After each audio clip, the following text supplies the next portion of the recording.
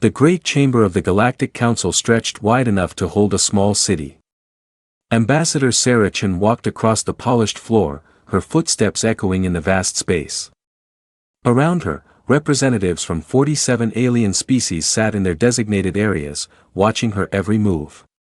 Sarah had been Earth's voice in this chamber for 3 years. She had seen the Council make decisions that affected billions of lives across the galaxy. Today felt different. The air itself seemed heavy with tension. At the center of the chamber sat the 3 most powerful members of the Council. War Prime Kevol of the militaristic Cathvar Empire towered over everyone else. His 6 arms crossed over his armored chest. His species had conquered half the galaxy through pure force, and they never let anyone forget it. Next to him, Prime Minister Tora of the bureaucratic Valari Union shuffled through digital tablets with 4 hands while 2 others took notes. The Valari controlled most of the galaxy's trade and information networks. They could strangle a world's economy with a single regulation.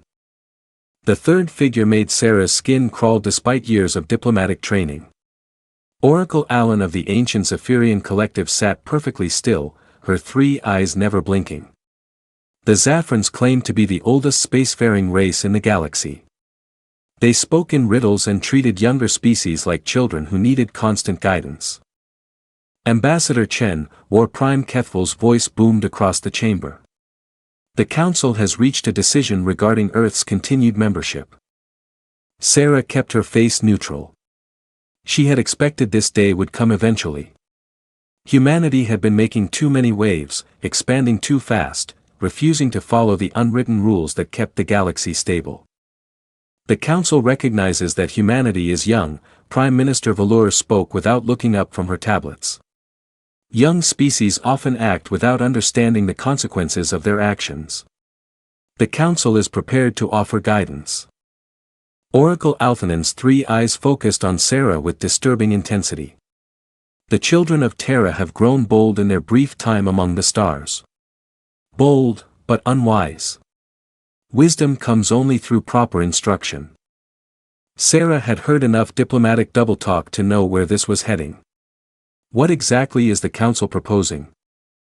War Prime Kevol leaned forward, his massive frame casting a shadow over Sarah's position. Earth's military expansion will cease immediately.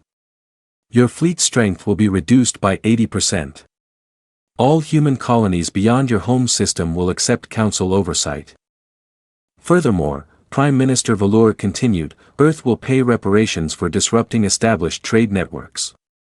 Your species has been undercutting legitimate businesses with unreasonable offers. Sarah almost laughed.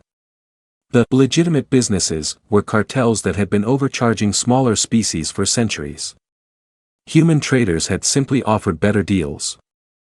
Oracle Althanan's voice carried the weight of millennia. Earth will accept junior membership status.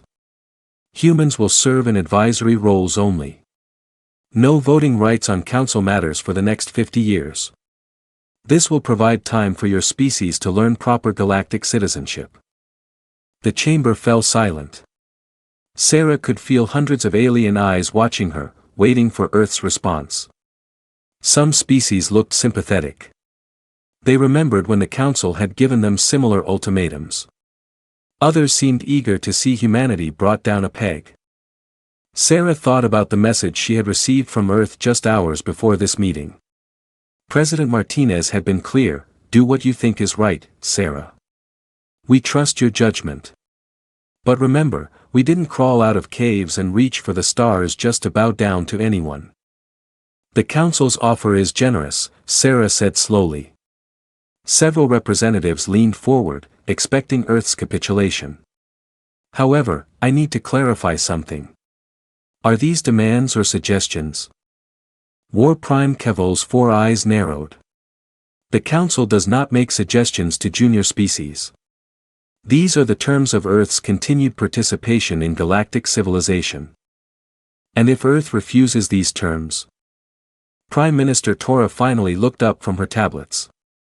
Then Earth would be choosing isolation. No access to Council trade networks, no protection under Council law, no technological exchanges, no diplomatic relations with any council member species. Oracle Allen's third eye, the one that supposedly saw the future, opened wide. The young race would find the void between stars very cold and very empty. Sarah nodded slowly. She had represented Earth in this chamber for 3 years, trying to find common ground, trying to build bridges between humanity and the established galactic community.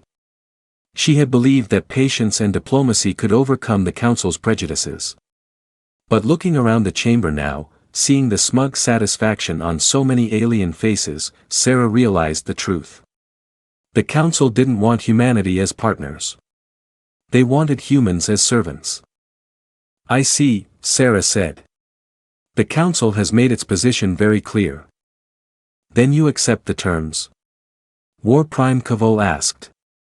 Sarah straightened her shoulders and looked directly at the 3 most powerful beings in the galaxy. The United Earth Federation respectfully withdraws from the Galactic Council. The silence that followed was deafening. Then the chamber erupted into chaos. Species representatives began shouting in dozens of languages. Some aliens jumped to their feet. Others activated communication devices to contact their home governments. The translator system struggled to keep up with the overlapping conversations. War Prime Keith Val slammed one of his massive fists on his desk, creating a sound like thunder. Silence. The chamber quieted, but tension crackled in the air like electricity. Ambassador Chen, the War Prime's voice was dangerously low. Perhaps you misunderstood the consequences of refusing Council authority. I understand them perfectly, Sarah replied. Earth chooses to make its own way among the stars. Prime Minister Velour's 4 note-taking hands moved frantically. This is unprecedented. No species has ever voluntarily withdrawn from the Council. The economic ramifications alone will be Earth's problem to solve. We'll manage, Sarah finished. Oracle Alphanon stood for the first time since Sarah had known her. The ancient alien moved with surprising grace for someone who claimed to be thousands of years old. The children of Terra choose the path of exile. So be it. But remember this, young ambassador. The galaxy is vast and cold. Your species will learn the price of pride. Sarah felt a chill run down her spine, but she kept her voice steady. Perhaps. Or perhaps the galaxy will learn that humans are more resourceful than you think. War Prime Kevol's laugh was like grinding metal. Resourceful? Your species has barely left its home system. You have 12 colonies and a few hundred ships without Council technology and protection. You'll be lucky to survive a decade. We survived ice ages and world wars, Sarah said. We built our first starships with chemical rockets and nuclear fuel. We learned to thrive in environments that would kill most species. I think we'll manage. Prime Minister Velour shook her head sadly. This is foolishness. Earth cannot stand alone against the galaxy. Earth won't be standing alone, Sarah said quietly. Wherever we go, whatever we do, we'll remember our friends. We'll remember the species that treated us fairly, and we'll remember the ones that didn't. Several smaller species representatives shifted uncomfortably. They depended on Council protection, but they had also benefited from human trade and technology exchanges. Oracle Alanun's 3 eyes focused on Sarah with laser intensity. You speak of friends, child of Terra, but friendship requires wisdom, and wisdom requires humility. Your species possesses neither. Sarah smiled for the first time since entering the chamber. You know what, Oracle? You might be right about the humility part. Humans have never been good at bowing down. But as for wisdom... She paused, looking around the chamber at faces, both alien and familiar. I think wisdom is knowing when to walk away from a bad deal. The chamber erupted again, but this time Sarah didn't wait for quiet. She turned and began walking toward the exit, her footsteps echoing in the vast space. Ambassador Chen. War Prime Keithel's voice boomed behind her. When your colonies are starving and your ships are breaking down, remember that the Council offered you a place among civilized species. Sarah stopped at the chamber's massive doors and turned back one final time. And when you're wondering where humanity went, remember that we tried to do this the diplomatic way first. The door sealed behind her with a soft hiss. Sarah stood in the corridor outside, suddenly alone after 3 years of constant alien presence. Her hands were shaking. She realized, what had she just done? Her communication device chimed with an incoming message from Earth. President Martinez's voice was calm but concerned. Sarah, we're getting reports that you've withdrawn from the Council. Please confirm. Sarah activated her recorder. Confirmed. Madam President, the Council's terms were unacceptable. They wanted to reduce our military by 80%, place our colonies under alien oversight, and strip our voting rights for 50 years. Oh, and pay reparations for the crime of offering competitive prices. A pause. Then Martinez's voice came back tinged with something that might have been relief. Then you made the right choice. Come home, Sarah. We have work to do.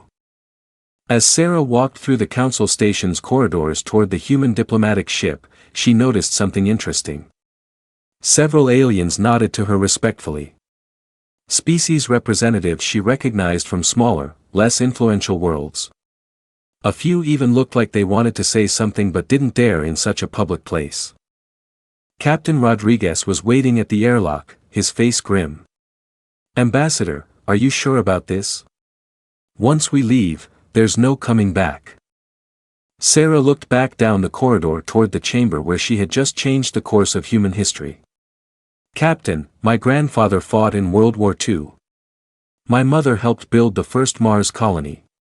My daughter is serving on a deep space exploration ship right now. Do you really think the Chen family is afraid of a little challenge? Rodriguez smiled. No, ma'am. I suppose not. Course for Earth. Course for Earth, Sarah confirmed. And Captain, set the long-range scanners to maximum sensitivity. If we're going to be on our own out here, I want to know everything that's happening in our neighborhood. As the human diplomatic vessel pulled away from the Council station, Sarah stood at an observation window watching the massive structure shrink into the distance.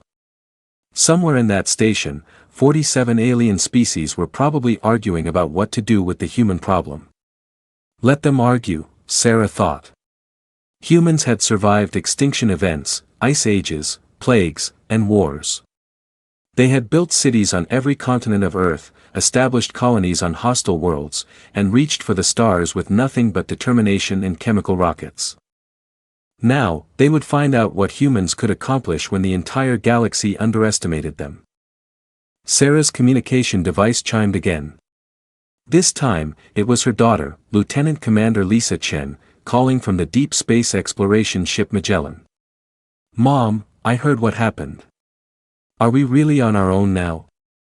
Sarah smiled as she looked out at the stars stretching endlessly in every direction. Yes, sweetheart. We're on our own, just the way we like it. The human ship activated its jump drive and disappeared into hyperspace, carrying news that would change the galaxy forever. Behind them, the Council began planning how to divide up former human space. They had no idea what they had just set in motion. The innovation. 3 years had passed since Ambassador Sarah Chen walked out of the Galactic Council chamber. The Earth that Captain Marcus Torres returned to was not the same world that had sent him on his deep space reconnaissance mission 6 months ago. Marcus stood on the observation deck of Luna Station, looking down at the blue marble that had given birth to humanity. The planet looked the same from space, white clouds swirling over green continents and blue oceans. But Marcus knew that beneath those clouds, everything had changed. The first year after the withdrawal had been chaos. When the Council's embargo took effect, it hit Earth like a sledgehammer. Alien technologies stopped working as licensing agreements expired. Trade ships found themselves turned away from stations they had visited for years. Human colonies beyond the Sol system were blockaded, their expansion grinding to a halt. The stock markets crashed. 3 major corporations went bankrupt in a single month. Food riots broke out in several cities as supply chains that depended on alien technology collapsed. The unemployment rate hit 30% as industries tied to galactic trade simply vanished overnight. Marcus remembered those dark months. He had been commanding deep space patrol missions then, watching helplessly as human ships limped home with failing alien components. Some colonies had to be evacuated entirely when their life support systems broke down and replacement parts became impossible to obtain. But humans, Marcus had learned, were stubborn creatures. Dr. Elena Vasquez had been working in her laboratory in New Geneva when the first alien shield generators failed. Instead of panicking, she had torn one apart to see how it worked. 2 months later, she had not only reverse-engineered the technology, she had improved it. The aliens were thinking too complex, Elena had explained to Marcus during his last visit to her lab. They built these shields to last forever to handle every possible situation. But sometimes you just need something that works right now, today, for the problem you're actually facing. The new human shield generators were smaller, cheaper, and more efficient than their alien predecessors. They couldn't handle as many different types of attacks, but they were perfect for what humanity actually needed them to do. More importantly, they could be built entirely with materials and techniques that Earth controlled. Marcus pulled up the latest reports on his tablet. The Japanese-Brazilian consortium had achieved something the Council claimed was impossible, faster-than-light communications that didn't rely on the Council's network infrastructure. Their breakthrough had come from studying how human brains processed quantum-entangled particles during FTL jumps. It was messy, sometimes unreliable, but it worked. The Australian mining operations had made their own breakthrough. It turned out that human intuition for geology, that strange ability to feel where the good or was hidden, worked remarkably well on alien worlds. Council surveys had missed dozens of rich deposits that human prospectors found within weeks of looking. But the real surprise was happening in the colonies themselves.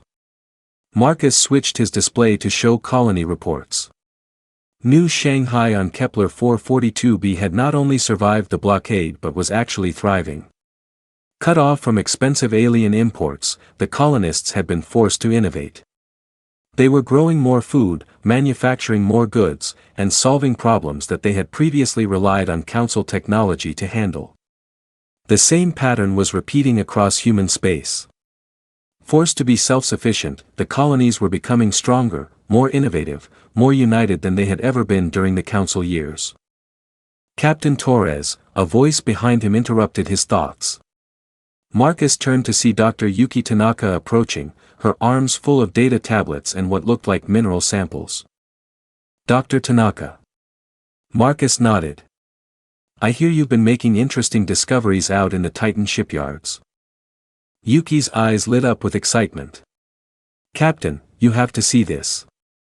We've been analyzing the materials you brought back from your last reconnaissance mission. The quantum metallurgy results are incredible. Marcus had spent the last 6 months exploring regions of space that the Council had marked as empty or unsuitable for development. His ship, the Pathfinder, was specifically designed for long-range reconnaissance. Unlike most human vessels, it had been built entirely with Earth technology, making it immune to Council licensing restrictions. What Marcus had found in those empty regions was anything but empty. We've identified 17 systems with resources that don't appear in any Council database, Yuki continued, pulling up holographic displays of mineral compositions. But more importantly, we found materials that the Council doesn't even have words for. She showed him a crystal sample that seemed to shift colors as Marcus looked at it. This came from the asteroid belt in the Kepler 1649 system.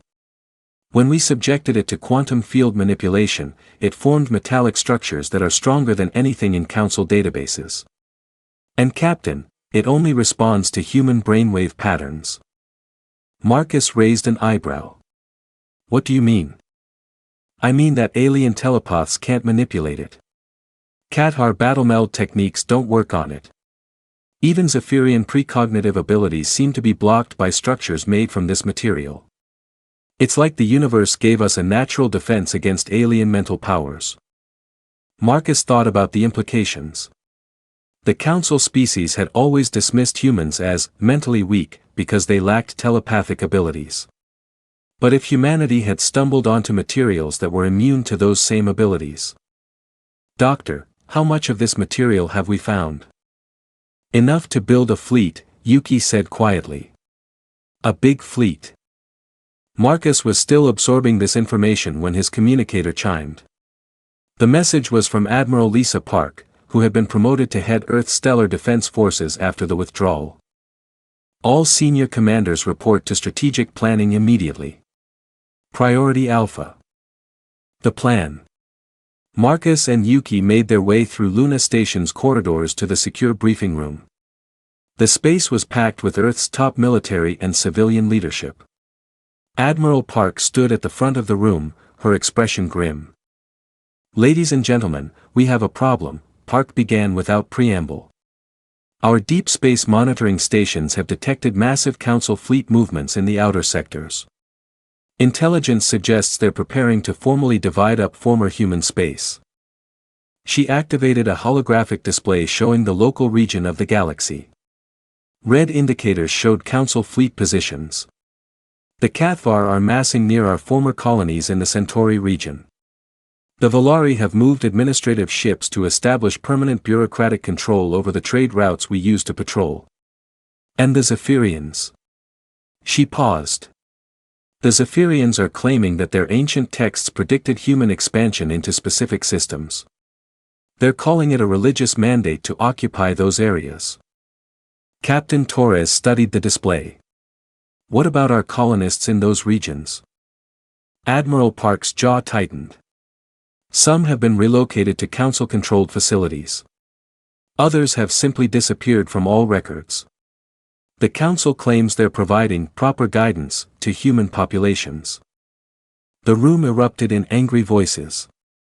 Marcus felt a cold fury building in his chest. These were people they had sworn to protect. Families, children, civilians who had done nothing but try to build new lives among the stars. What are our options? Asked General Patricia Wells, the head of Earth's ground forces. Limited, Park admitted. We have perhaps 200 ships capable of interstellar combat. The Council has over 10,000 spread across their various fleets. A direct confrontation would be suicide. Dr. Elena Vasquez stood up from her seat near the back. Admiral, what if we're thinking about this wrong? Park turned to her. Explain. The Council thinks we're isolated, cut off, weakening. They expect us to either surrender or slowly fade away. But what if we're not doing either of those things? What if we're getting stronger? She gestured toward Dr. Tanaka. Yuki's discoveries, the new shield technology, the breakthroughs in FTL communications, we are innovating faster now than we ever did as Council members. And Captain Torres's reconnaissance missions have shown us that there's an entire galaxy out here that the Council has ignored. Marcus nodded. Dr. Vasquez is right. In my travels, I've encountered dozens of species that aren't Council members. Some are too small to matter to the major powers. Others are actively hiding from Council expansion. And some. He paused. Some are looking for allies. Admiral Park leaned forward. What kind of allies? The Zarati, for one, Marcus said. They're a crystalline species that was conquered by the Council about 50 years ago. They're technically Council subjects now, but they hate it. Their entire culture is based on harmony and cooperation, but the Council uses them as forced laborers in mining operations. He pulled up images from his reconnaissance files. They have technology the Council barely understands. Their ships are grown rather than built using some kind of crystal singing technique. But more importantly, they remember what freedom was like. Are you suggesting we make contact with these species? Park asked. I'm suggesting we already have, Marcus replied. During my last mission, I made unofficial contact with several non-Council groups. The Zarati are interested in an alliance. So are the Wanderer fleets, nomadic traders who are sick of Council restrictions on their movements. There are others. The room fell silent as everyone absorbed this information. Finally, President Martinez, who had been listening quietly from the back of the room, spoke up. How long do we have before the council makes their move permanent? Park checked her reports. Intelligence suggests they'll sign formal accords within 7 years. Once that happens, former human space will be officially divided between council members. Any claims we might have made would become legally void under galactic law. 7 years, Martinez repeated. That's not very long. Dr. Vasquez smiled grimly. Madam President, humans went from chemical rockets to faster-than-light travel in less than a century. We built thriving colonies on hostile worlds in decades. 7 years is plenty of time. Time for what? Park asked. Time to show the galaxy that writing off humanity was the biggest mistake the Council ever made. Marcus looked around the room at Earth's leadership. 3 years ago, they had been diplomats and bureaucrats, trying to find humanity's place in an established galactic order. Now, they were revolutionaries planning to reshape that order entirely. Admiral, Marcus said, I'd like permission to expand my reconnaissance operations. If we're going to build alliances, we need to know everything about potential partners. Granted. Take whatever ships and crew you need. Dr. Tanaka raised her hand. I'd like to accelerate the quantum metallurgy research. If we're going to need ships, we should build them with the best materials available. Also granted. Elena, how quickly can your team scale up the new shield technology? Give me 6 months and unlimited resources, and I can outfit 1,000 ships. President Martinez stood up slowly. Ladies and gentlemen, 3 years ago, we were told to choose between submission and isolation. We chose isolation. Now I think it's time to show the galaxy that isolation and defeat are not the same thing. As the meeting broke up, Marcus found himself standing next to Admiral Park. Admiral, can I ask you something? Of course. Do you really think we can pull this off? Take on the entire council. Park was quiet for a long moment. Captain, my grandmother was born in a refugee camp during the resource wars. My mother helped terraform Mars when everyone said it was impossible. My daughter is commanding a deep space exploration vessel right now, mapping regions that the Council claims don't exist. She turned to look at him directly. The Council thinks they know what humans are capable of. They've seen us be diplomatic. They've seen us be cooperative. They've seen us try to fit into their system. She smiled, and it was not a particularly friendly expression. They have no idea what humans are capable of when someone threatens our families. As Marcus left Luna Station and prepared for his next reconnaissance mission, he thought about Admiral Park's words. The Council had made a critical error in judgment. They had mistaken human diplomacy for human weakness. 7 years from now, they would learn the difference.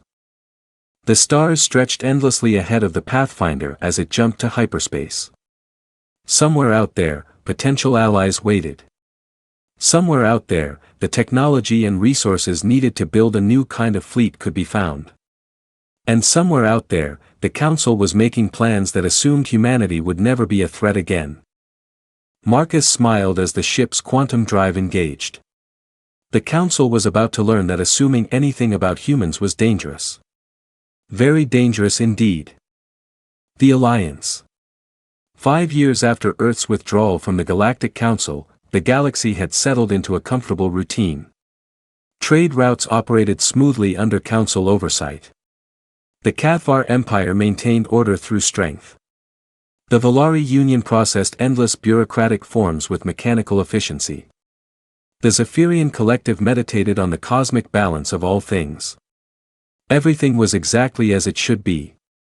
According to Council records, Ambassador Gentai of the Valari Union reviewed her quarterly report on the human situation with satisfaction. Her 4 primary hands typed rapidly while her 2 secondary hands organized supporting documents. Status, stable, she dictated to her recording device. Human activity in former territorial claims has ceased entirely. Long-range sensors detect no human vessels in sectors previously claimed by the Earth Federation. Economic projections suggest complete technological collapse within the next 5 years. Recommendation: continue current embargo. Human petition for readmission anticipated within 1 standard galactic year. Gentai submitted her report and moved on to more important matters. The Council was preparing to formalize the partition of former human space, and there were thousands of bureaucratic details to arrange. Which species would control which systems? How to divide the mining rights? Where to establish new administrative stations? It was tedious work, but someone had to maintain galactic civilization. What Gentai didn't know was that 3,000 light-years away, Admiral Lisa Park stood on the observation deck of New Geneva Station and watched the most ambitious construction project in human history take shape. The station itself was a marvel of engineering that didn't exist in any Council database. Built entirely from resources harvested from dead systems that the Council had never bothered to survey, New Geneva Station was larger than most planetary capitals. Its rotating sections provided artificial gravity for over 2 million inhabitants, most of them refugees from various Council-controlled worlds. Admiral, Captain Torres approached with his latest reconnaissance report. The Zarati delegation has arrived. They're requesting permission to bring their harmony singers aboard. Lisa nodded. Granted. Have them escorted to Conference Room 7. The acoustic resonance there should be suitable for their communication methods. Torres paused. Ma'am, are you sure about this alliance? The Zarati have been Council subjects for 50 years. What if this is some kind of loyalty test? Lisa turned from the observation window to face her old friend. Marcus, I've read your reports. The Zarati have been used as slave laborers in Council mining operations for half a century. Their children are taken from their families and raised in educational facilities that strip away their cultural identity. Does that sound like a species that's loyal to the Council? No, ma'am. But it also sounds like a species that might be desperate enough to try anything, including betraying new allies. That's a fair point, Lisa admitted. But look at it from their perspective. They're crystal-based life forms whose entire culture is built around harmony and cooperation. The Council uses them as disposable labor because their physiology lets them work in environments that would kill most other species. What do they have to lose by allying with us? Torres pulled up holographic displays showing the latest intelligence reports. According to our contacts, the Zarati have technology that could change everything. Their ships aren't built, they're grown from living crystal matrices. Their communication networks operate through harmonic resonance that travels faster than light. And their manufacturing capabilities could produce a fleet faster than anything the Council has ever seen, Lisa finished. I know. That's why we're taking the risk. They made their way through New Geneva Station's corridors toward the conference rooms. The station was a testament to human adaptability and the power of necessity. Cut off from Council technology and trade networks, humanity had been forced to innovate at a pace that surprised even themselves. Dr. Elena Vasquez's breakthrough in shield technology had been just the beginning. Her research team now occupied an entire section of the station, working on projects that pushed the boundaries of known physics. They had developed new forms of faster-than-light travel, energy weapons that could punch through any known armor, and defensive systems that could protect entire planets.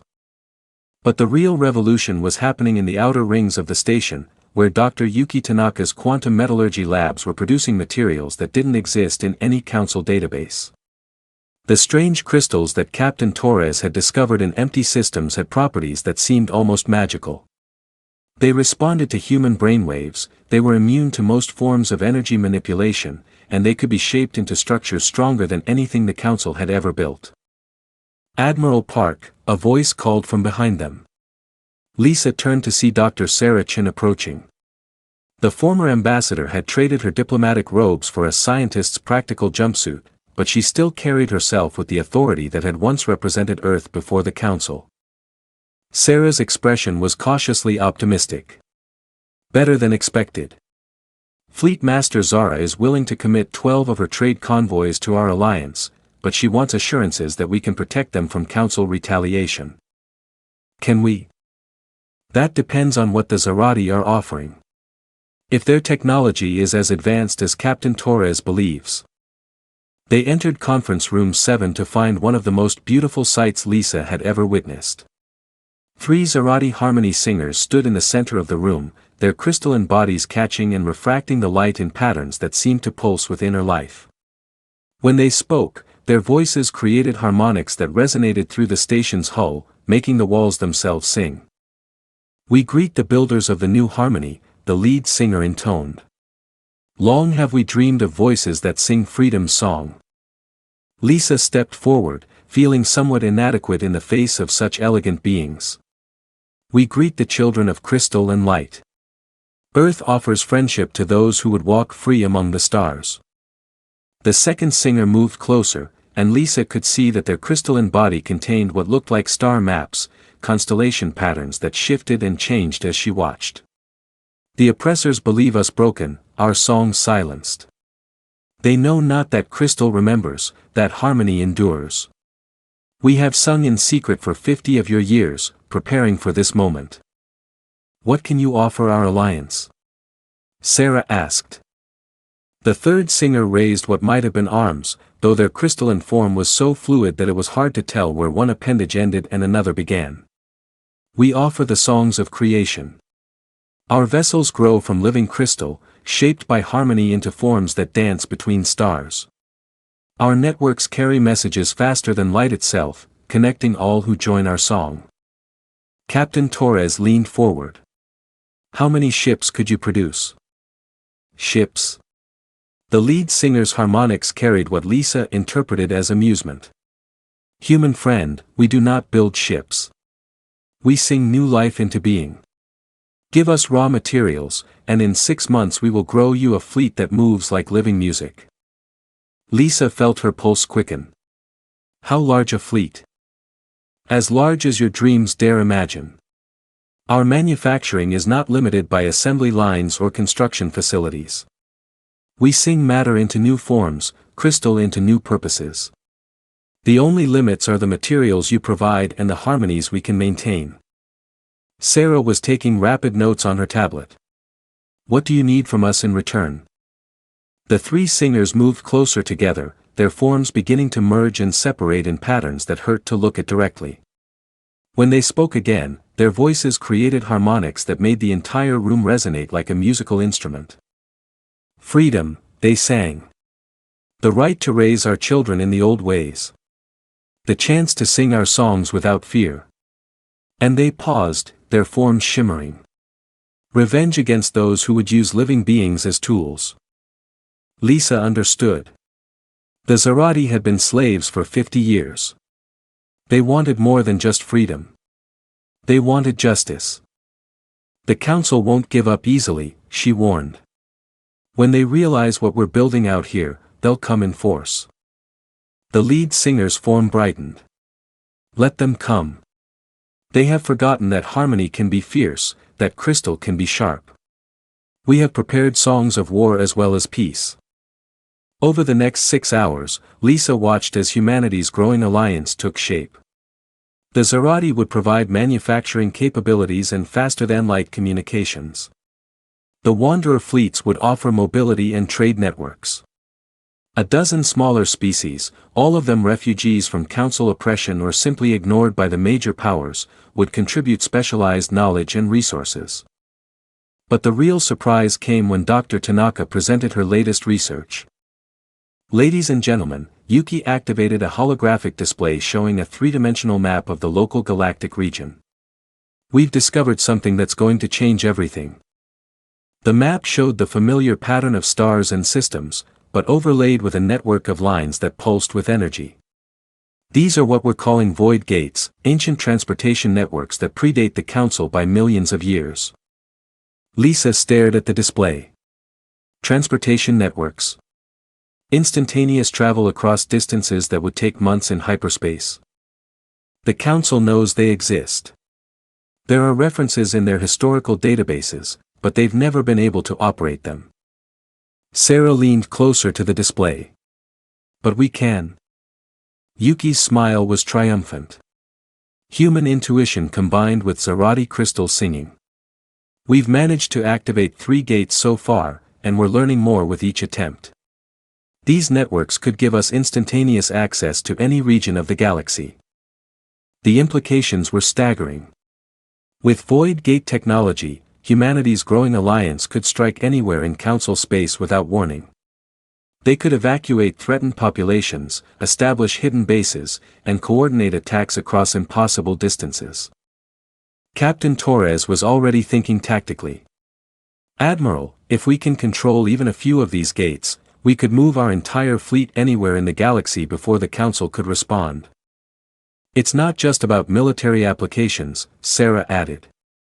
These gates could revolutionize trade, communication, and exploration. We could establish a civilization that operates on completely different principles than the Council. The Zarati singers had been listening to the conversation, their forms pulsing with harmonics that Lisa was beginning to recognize as excitement. The ancient songs speak of such networks, the lead singer said. Star paths that connect all things, bridges across the void. We thought them lost forever, but harmony finds its own way. Lisa stood quietly for several minutes, absorbing everything she had learned. When Earth had withdrawn from the Council 5 years ago, she had hoped they could build something better than what they were leaving behind. But she had imagined it would take centuries, maybe millennia. Now she realized they might do it in decades. Dr. Chen, she said finally, I want you to accelerate all diplomatic contacts. Every species we've identified as potential allies, every refugee population, every group that's been ignored or oppressed by the Council. Offer them what the Council never would, true partnership. Admiral Torres interjected. Shouldn't we be more careful? If the Council realizes what we're building. Lisa turned to face her staff, and for the first time in 5 years, she felt truly confident about humanity's future. Marcus, the Council has spent the last 5 years congratulating themselves on getting rid of the human problem. They've divided up our former territory, established their own colonies in systems we discovered, and convinced themselves that we're slowly fading away in isolation. She gestured toward the observation window where the construction frames of New Geneva Station's latest expansion were visible against the stars. Let them think that. Let them believe their own reports. Because when we're ready, when we have allies, technology, and fleets that they never imagined possible, their shock will be absolute. Dr. Tanaka pulled up another display showing ship construction schedules. Admiral, at current production rates, we'll have 1,000 vessels operational within 18 months. With Zarati crystal growing techniques and void gate deployment, we could have them positioned anywhere in the galaxy. How long until the Council formalizes their partition of human space? Sarah asked. 2 years, Torres replied. Intelligence suggests they'll sign the accords at a grand ceremony on Velar Prime. Lisa smiled. And it was the kind of expression that had made her famous during the resource wars. Perfect. That gives us plenty of time to prepare a proper homecoming gift. As the meeting concluded and the various delegates returned to their ships or quarters, Lisa remained on the observation deck, looking out at the construction that never stopped. Ships were taking shape in the void, grown from crystal and forged from materials that the Council didn't know existed. Crews were training on vessels that moved like living things, using technology that bridged the gap between science and art. Somewhere in Council space, bureaucrats were filing reports that showed humanity in decline. Military analysts were calculating how former human territory should be redistributed. Diplomats were planning ceremonies to celebrate the peaceful resolution of the human situation. None of them had any idea what was building in the darkness between the stars. Lisa activated her communicator and connected to Earth's strategic command. President Martinez appeared on the holographic display, looking older but more determined than she had 5 years ago. Madam President, I have news. The alliance is coming together faster than we hoped. We should be ready to make our move within 2 years. Martinez nodded slowly. Admiral, are you absolutely certain about this course of action? Once we reveal ourselves, there's no going back to the shadows.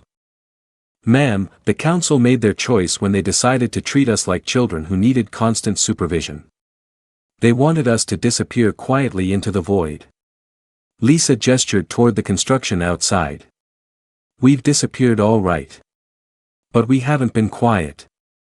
As she ended the call, Lisa thought about the path that had brought humanity to this point. 5 years ago, they had been junior partners in a galactic civilization that barely tolerated their existence. Now they were building something entirely new, something that could challenge the established order of the galaxy itself. The Council believed that power came from size, from age, from controlling established systems and trade routes. They were about to learn that sometimes the most dangerous threats came from the places where nobody thought to look. The return. Admiral Lisa Park stood in the command center of New Geneva Station, surrounded by holographic displays that showed a galaxy in motion. 7 years had passed since Earth's withdrawal from the Council, and the final phase of Operation Homecoming was about to begin. Admiral, Captain Torres approached with the latest intelligence reports. Council fleet movements confirm it. They're gathering for the formal partition ceremony on Velar Prime in 3 months. Every major Council leader will be present. Lisa studied the tactical displays. Hundreds of Council ships were converging on the Valari capital system, ostensibly for protection, but really for show. It would be the largest gathering of Council forces in decades. All of them celebrating what they believed was the permanent end of human expansion. Perfect. Status report on Operation Homecoming, Lisa commanded. The holographic displays shifted to show the current state of humanity's secret alliance. The numbers still amazed her even after 2 years of careful preparation. Phoenix-class dreadnoughts, 47 operational. 8 more coming online this week, reported Commander Sarah Chen, who had transitioned from diplomacy to fleet operations. Hermes-class destroyers, 312 operational. Prometheus-class carriers, 85 operational, each carrying a full wing of Valkyrie fighters. Lisa nodded. The Phoenix-class ships were the crown jewel of human engineering. Massive vessels built from the quantum metals that Dr. Tanaka's teams had discovered in the empty systems. Each one was more powerful than anything in the Council databases, incorporating 7 years of captured technology, reverse engineering, and pure human innovation. Zarati crystal ships? Lisa asked. 637 growth ships operational, replied Harmony Singer Keshtal, the Zarati liaison, whose crystalline form had become a familiar sight in the command center. Each vessel sings with the voice of freedom, shaped by harmonies of war and peace alike. The Zarati ships were unlike anything the galaxy had ever seen. Grown rather than built, they were living vessels that could adapt to combat conditions in real time. Their hulls were composed of the same quantum crystals that made human ships so effective, but shaped by crystals singing techniques that made them incredibly resilient and surprisingly beautiful. Wanderer fleet status. Lisa continued. 12 trade convoys have been converted to mobile battle platforms, reported Fleet Master Zara via quantum communication link. Her people had transformed their massive trading vessels into something between aircraft carriers and mobile bases. Each convoy can support a full battle group and maintain them indefinitely in deep space. Lisa pulled up the Alliance composition displays. It was more than just numbers. It was a complete reimagining of how a galactic civilization could operate. The human ships provided the technological edge and the strategic planning. The Zarati vessels offered manufacturing capabilities and faster-than-light communications that the Council couldn't intercept. The Wanderer fleets gave them mobility and logistic support across impossible distances. But those were just the major partners. Over the past 3 years, Dr. Chen's diplomatic efforts had brought dozens of smaller species into the alliance. Each contributed something unique. The Melodians provided cultural intelligence. The deep space miners offered knowledge of hidden resource deposits. The nomadic shepherds of the Outer Rim brought expertise in void warfare. What about the void gates? Lisa asked Dr. Tanaka. Yuki's eyes lit up with enthusiasm. Admiral, we've activated 17 gate networks across the galaxy. The positioning gives us instantaneous access to every major council system, plus several regions they don't even know exist. She activated a galactic map showing the gate network in glowing lines of energy. The beauty is that the council has never understood how the gates work. To them, they're just ancient artifacts. They have no idea we can use them to move entire fleets across the galaxy in minutes. Captain Torres leaned over the tactical displays. Admiral, the positioning looks good. We can hit Velar Prime from 3 different directions simultaneously. And the council sensors won't detect the fleet until we're already in system. Lisa nodded, but her expression was thoughtful. This isn't just about demonstrating our military capabilities. We need to send a message that resonates across the entire galaxy. What kind of message? Sarah asked.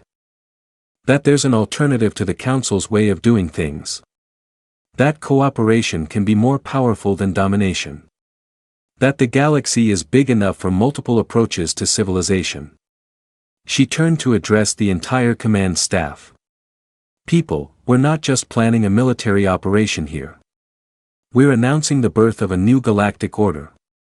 Everything we do in the next 3 months will determine whether that order survives and thrives, or whether it dies in its cradle.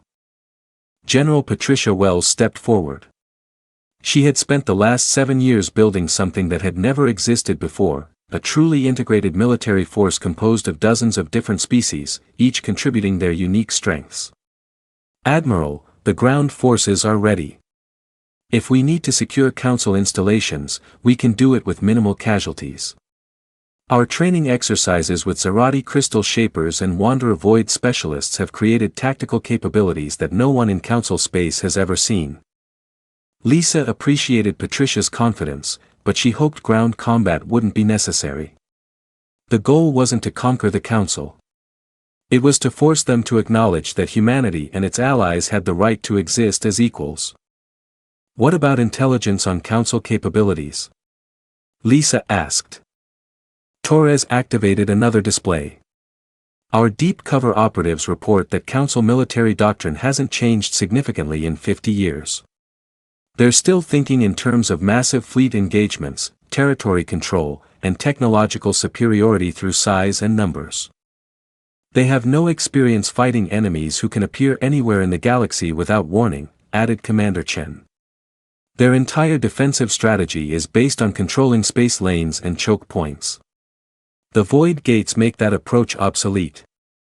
Harmony singer Keshtal's crystalline form pulsed with harmonics that Lisa had learned to recognize as amusement. The council's songs are old and rigid, bound by patterns that no longer serve. They cannot imagine harmonies they have never heard. Lisa understood what Keshtal meant.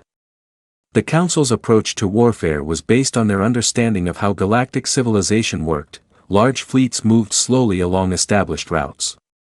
Battles were fought for control of strategic systems. Victory belonged to whoever could bring the most firepower to bear on a single location. Humanity's approach was completely different. Small, fast fleets that could appear anywhere. Battles fought across multiple systems simultaneously. Victory achieved through coordination, adaptability, and technologies that the enemy didn't understand. Admiral, Dr. Tanaka interrupted her thoughts. There's something else you should know about the quantum crystal technology. Lisa turned to the physicist. What is it? We've discovered that the crystals have what we're calling resonance memory. They remember every configuration they've been shaped into, every harmony they've been exposed to. The longer we use them, the more adaptive they become. Meaning our ships are literally learning from experience. The Phoenix-class dreadnought that fought in the Kepler system engagement last month is now more effective against Cathvar battle tactics because its hull remembers that encounter. The technology is evolving. Lisa felt a chill run down her spine. They were dealing with materials that seemed almost alive. Technologies that adapted and grew stronger with use. No wonder the ancient civilizations that built the void gates had been so powerful. Are there any risks to using this technology? She asked. Dr. Tanaka hesitated. Admiral, honestly, we don't know. We're working with materials and principles that are completely outside our previous understanding. The crystals respond to human consciousness in ways that seem to violate several laws of physics. But so far, no negative effects. None that we can detect. If anything, prolonged exposure to the quantum crystals seems to enhance human intuition and spatial reasoning. Our navigators report improved accuracy. Our engineers show better problem-solving capabilities, and our tacticians demonstrate enhanced strategic thinking. Lisa filed that information away for future consideration. Right now, she had more immediate concerns. Final preparations, she announced. I want every ship, every crew, every system tested and ready within the next month. This is our one chance to announce ourselves to the galaxy. There won't be any do-overs. Over the next 4 weeks, New Geneva Station became a hive of activity unlike anything in human history.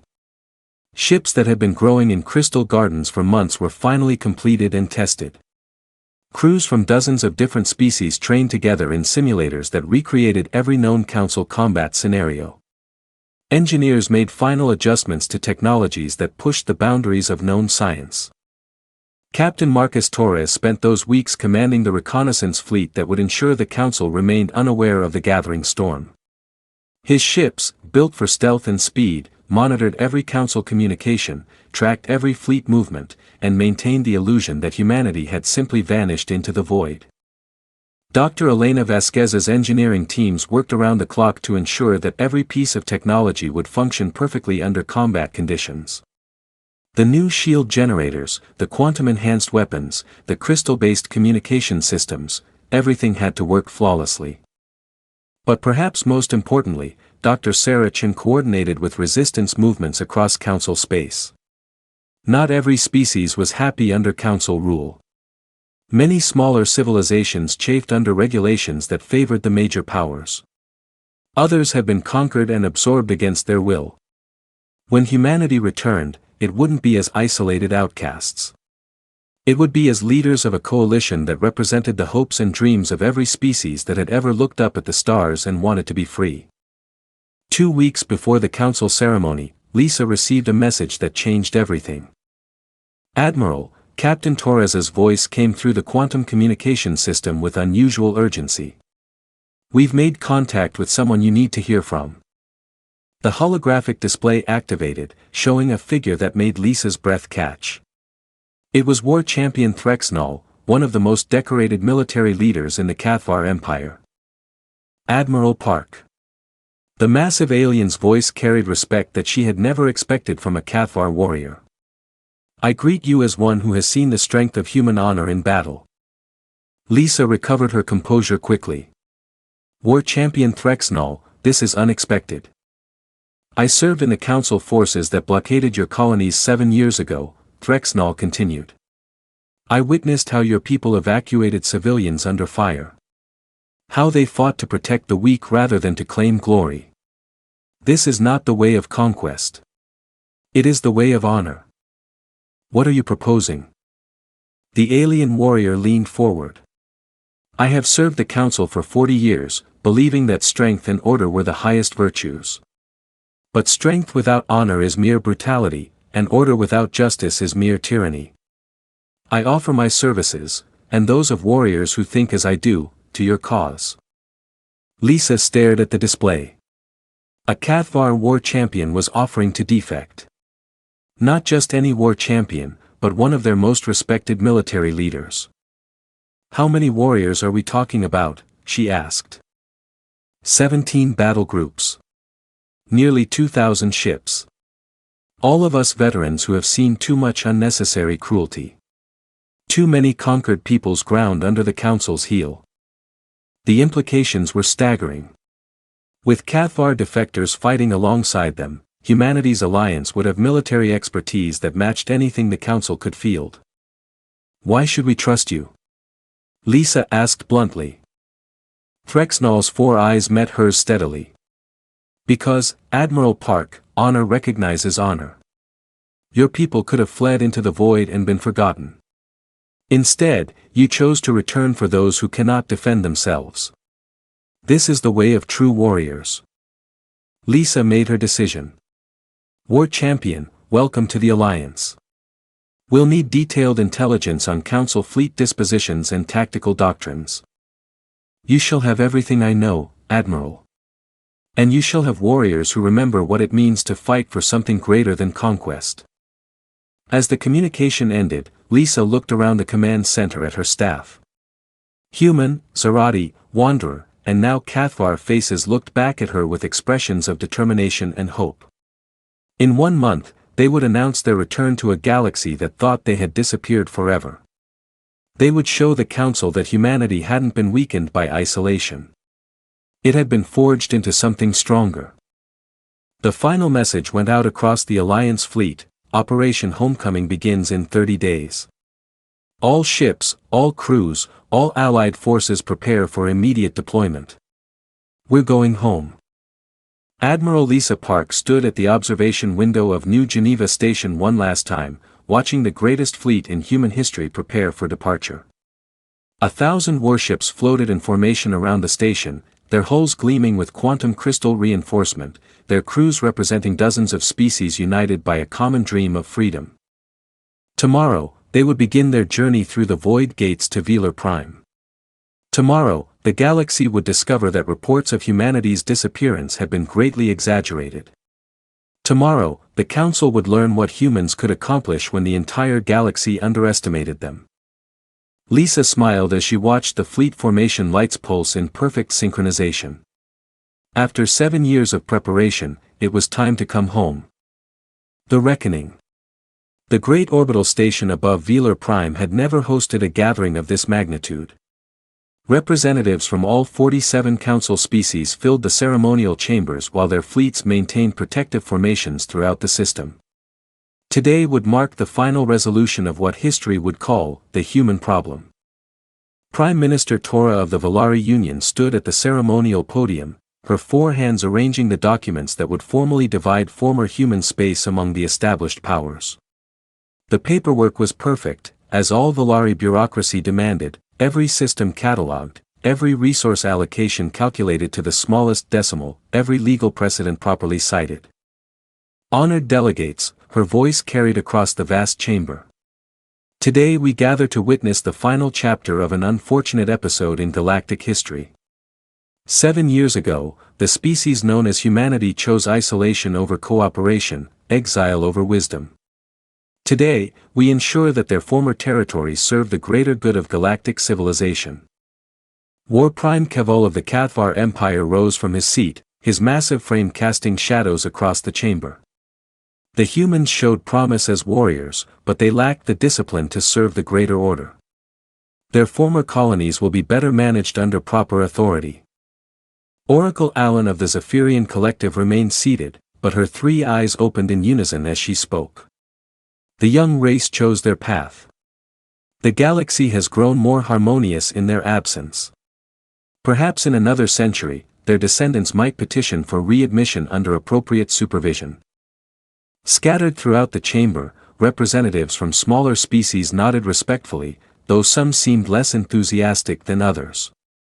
The Melodians had lost their most profitable trading partner when humanity withdrew. The deep space miners remembered human prospectors who had shared their knowledge freely.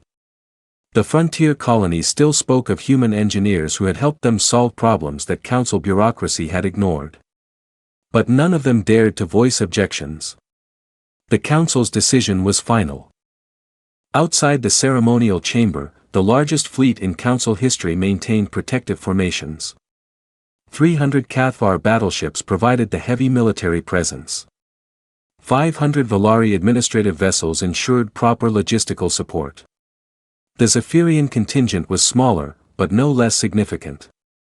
Their ancient dreadnoughts represented technologies that other species could barely comprehend. Additional ships from dozens of member species filled the outer defensive perimeters. By any measure, it was an overwhelming display of Council power and unity. Admiral Thane of the Cathvar Navy stood on the bridge of his flagship, reviewing sensor displays that showed empty space in every direction. His ships had been conducting long-range sweeps for weeks, searching for any sign of human activity. They had found nothing. Status report, Thane commanded. All sectors clear, Admiral, his tactical officer reported.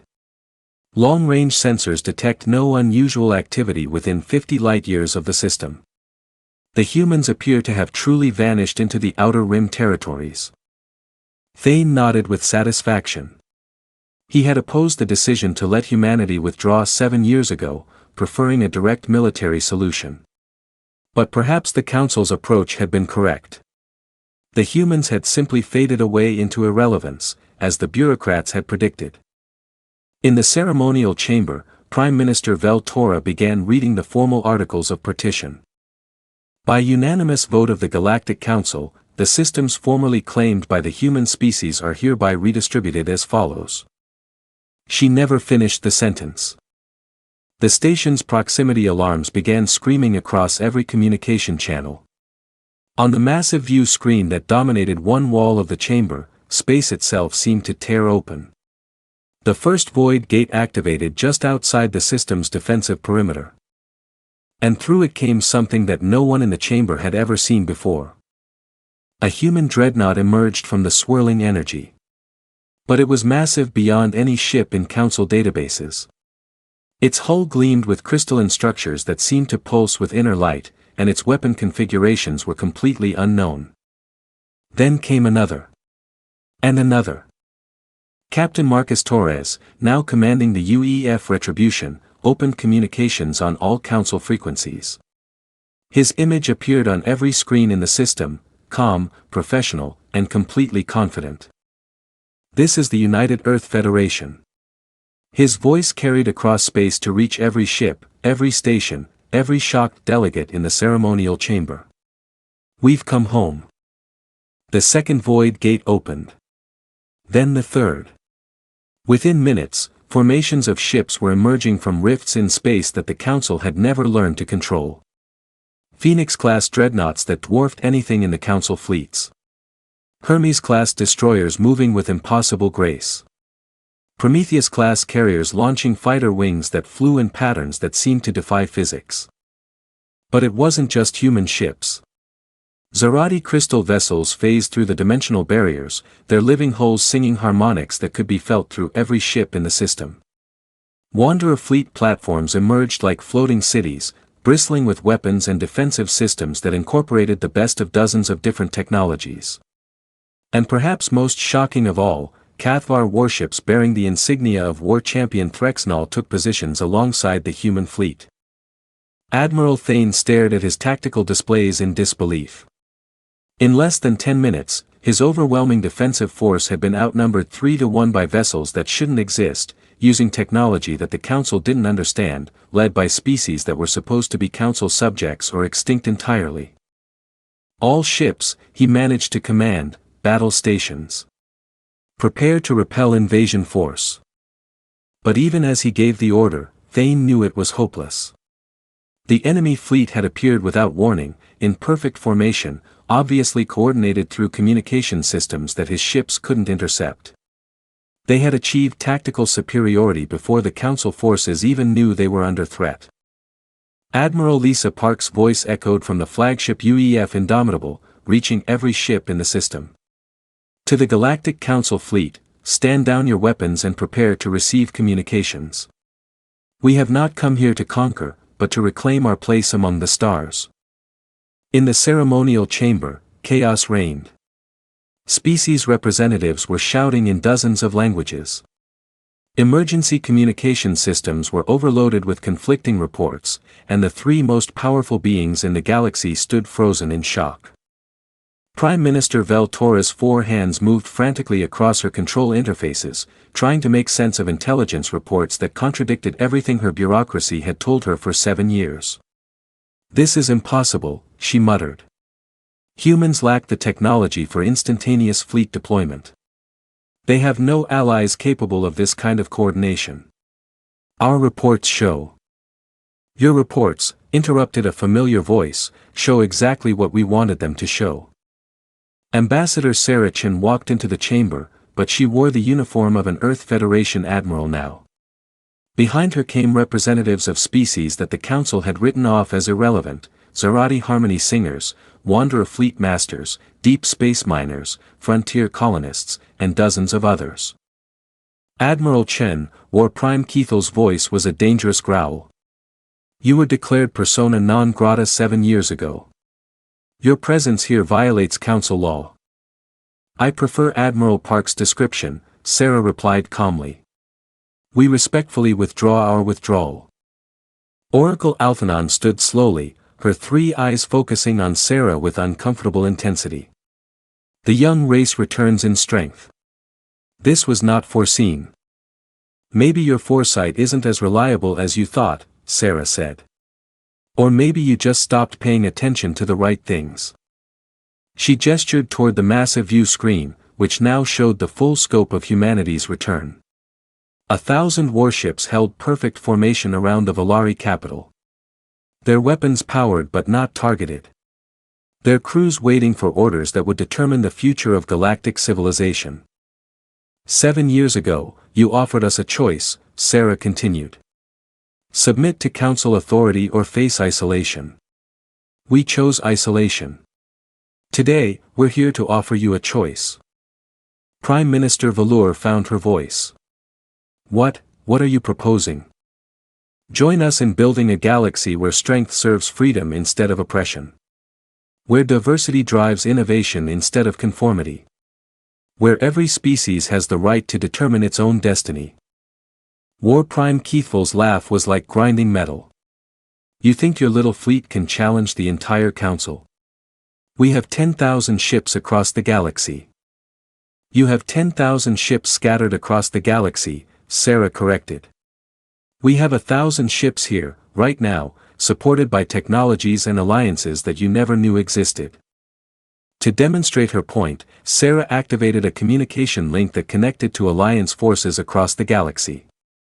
On the view screen, images appeared from dozens of systems simultaneously. Human and Zarati ships were liberating mining colonies where slave labor had been used for decades. Wanderer fleets were escorting refugee convoys to safety in regions beyond Council control. Even within Council space, resistance movements were revealing themselves, emboldened by humanity's return. The galaxy is bigger than your Council, Sarah announced. There are hundreds of species that you've ignored, conquered, or dismissed as irrelevant. Many of them have been waiting for someone to show them that there's an alternative to your way of doing things. As if to underscore her point, communication requests began flooding in from across the galaxy. Species representatives who had remained silent in the ceremonial chamber were now speaking up. Some demanding to know more about the human alliance, others openly declaring their intention to withdraw from Council authority. The Melodian delegate stood first, her chromatic skin shifting through colors that Sarah recognized as expressions of hope and determination. The Melodian Collective formally requests admission to the Earth Federation Alliance. The Deep Space Miners followed. The Asteroid Belt Confederacy stands with humanity. Within minutes, a dozen species had publicly abandoned the Council in favor of humanity's alternative. Admiral Thane's voice crackled over the communication system from his flagship. Prime Minister, we're receiving surrender requests from 17 of our own battle groups. War Champion Threxnall has broadcast proof that he and his forces joined the Human Alliance voluntarily. War Prime Kevol turned toward the view screen with disbelief. Threxnall. You swore an oath of loyalty to the Empire. War Champion Threxnall's massive form appeared on the display, standing on the bridge of his flagship alongside human and Zarati officers. I swore an oath to defend honor and protect the weak. For 40 years, I believed the Council embodied those principles. I was wrong. The humans fight not for conquest but for liberation, Threxnall continued. They build alliances based on respect rather than fear. They offer partnership to species that the Council treats as subjects. This is the way of true warriors. Oracle Alphanon's third eye closed slowly. The patterns shift. The future changes. What was certain becomes uncertain. Prime Minister Veltora was frantically reviewing legal documents, searching for precedents that might help her understand what was happening. Even if we accepted your proposal, how could we trust species that have rebelled against lawful authority? The same way the Council earned trust originally, Sarah said. By proving that our way works better than the alternatives. She gestured toward holographic displays that showed the growing alliance in action. Zarati crystal ships were providing humanitarian aid to disaster-stricken worlds. Wanderer fleets were establishing trade routes that benefited smaller species. Human engineers were sharing technological innovations freely instead of hoarding them for profit. Look around this chamber, Sarah continued. How many species joined the Council willingly, and how many were conquered or coerced? How many of your member species actually have meaningful voices in Council decisions? The silence that followed was telling. Everyone in the chamber knew that the Council was dominated by the three major powers, with smaller species serving essentially as window dressing for decisions made in advance. What we're offering, Sarah said, is a galaxy where the Melodian Collective has as much say in interstellar policy as the Cathvar Empire. Where the asteroid miners have as much right to determine their future as the Valari bureaucracy. Where even small colonies and nomadic fleets can participate as equals in galactic civilization. War Prime Kevol's 4 eyes narrowed dangerously. And if the Council rejects your proposal? Sarah's expression hardened. Then you'll discover that 7 years of isolation taught humanity how to fight wars that the Council has never imagined. We can appear anywhere in the galaxy without warning. We can coordinate attacks across impossible distances. We have allies you don't know about and technologies you don't understand. She paused, letting the implications sink in. But we'd prefer not to fight at all. We'd rather spend our energy building something better than what currently exists. Admiral Park's voice came through the communication system from the human flagship. Council representatives have 15 minutes to respond. After that, we begin Phase 2 of our homecoming. Prime Minister Valur's bureaucratic mind was racing through possibilities, calculating odds, trying to find a solution that preserved her authority while acknowledging the new reality. What would this alliance mean for existing Council infrastructure? Trade agreements, administrative systems. Existing agreements between willing partners would be honored, Sarah replied. But forced compliance ends today. Every species gets to choose its own path. Oracle Allen spoke softly, but her words carried across the silent chamber. The young race has grown wise in exile. Perhaps it is time for the old order to learn new songs. War Prime Kavol looked around the chamber at faces both alien and familiar. Some showed fear, others excitement. A few displayed the calculating expressions of politicians trying to determine which way the wind was blowing. If we accept this proposal, he said slowly, what guarantees do we have that humanity won't simply become the new dominant power? Sarah smiled. The same guarantee that any democracy provides, that power belongs to everyone, not just to the strongest. The alliance we're proposing doesn't have a single leader or ruling species. It has principles that everyone agrees to follow. She activated a holographic display showing the alliance charter that had been developed over 7 years of careful negotiation. Every member species has voting rights. Every member species contributes according to their abilities and receives according to their needs. And every member species retains the right to withdraw if they're not satisfied with how things are working. Unlike Council membership, she added pointedly, Alliance membership is genuinely voluntary. The 15-minute deadline approached with agonizing slowness. Around the galaxy, Council forces were discovering that their enemies could strike anywhere without warning, that their communication networks could be disrupted by technologies they didn't understand, that their assumed superiority was based on outdated assumptions about how wars were fought. But the Alliance forces weren't conquering territory or destroying infrastructure. They were liberating populations that wanted to be free, protecting species that couldn't protect themselves, and offering partnership to anyone willing to embrace genuine cooperation. With 30 seconds left on the deadline, Prime Minister Valur made her decision. The Valari Union requests negotiations regarding potential alliance membership. The chamber erupted in discussion, but War Prime Keithel's voice cut through the noise. The Cathvar Empire will also negotiate. But we demand assurance that warrior traditions will be respected under any new arrangement. All cultural traditions will be respected, Sarah assured him. As long as they don't involve conquering or oppressing other species. Oracle Alphanon stood once more, her three eyes opening in sequence. The Zephyrian Collective will observe these negotiations with interest. Perhaps the young race's vision of the future is clearer than our ancient sight. As the formal ceremony collapsed into impromptu alliance negotiations, Admiral Park watched from the bridge of the Indomitable. The galaxy would never be the same. Where once the Council ruled through fear and tradition, now there was an alternative based on cooperation and mutual respect. Captain Torres approached with the latest reports. We're receiving alliance applications from 43 different species or political entities. The Council's authority is collapsing across half the galaxy. Lisa nodded, but her expression was thoughtful. Marcus, make sure our people understand we're not trying to replace the Council's tyranny with our own. We're trying to build something that's genuinely better. And if some species prefer the old way, then they're free to maintain their current arrangements, as long as they don't try to force those arrangements on others.